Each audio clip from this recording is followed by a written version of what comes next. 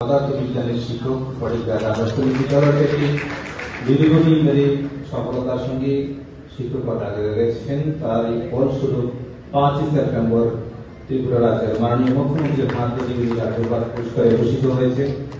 উনি আমারও সম্মানীয় শিক্ষক, তাই সবার পাশাপাশি আমারও একটা গর্বের দিন। জগদীশ চাকমা মহোদয়কে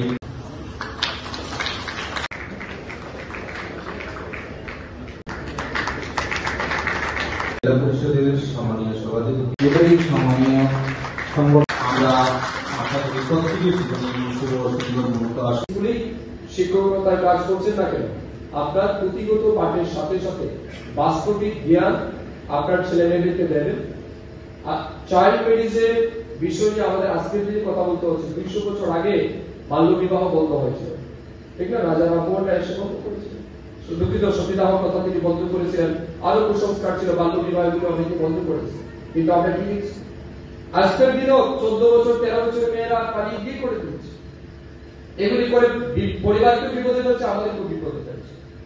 সমাজকে রক্ষা করতে হবে। তো এটা বলবেন আমার বইয়ে তো লেখা নেই, আপনি বইয়ের বাইরে গিয়েও এক্সট্রা 2 কথা বলুন যে 18 বছর বয়সের আগে বিয়ে করলে এটা আইনত অপরাধ। এই কথাটা আপনি বলতেই পারেন। যারা ফিমেল টিচার আছেন আপনারা ছাত্রীদের বিশেষ করে এই কথাগুলি বলুন। যারা মেল টিচার আছেন আপনারা ছেলেদেরকে বলুন এই কথাগুলি। বিভিন্ন সার্ভে বলছে 14 বছর 15 বছর মেয়েরা অ্যাবর্শন করছে। এই যে 14 বছর 15 বছর মেয়েরা অ্যাবর্শন করছে, এতে করে অনেক মেয়েদের জীবন ঝুঁকির দিকে পড়ে যাচ্ছে। This is a crucial issue. This is a significant problem. You have to address it.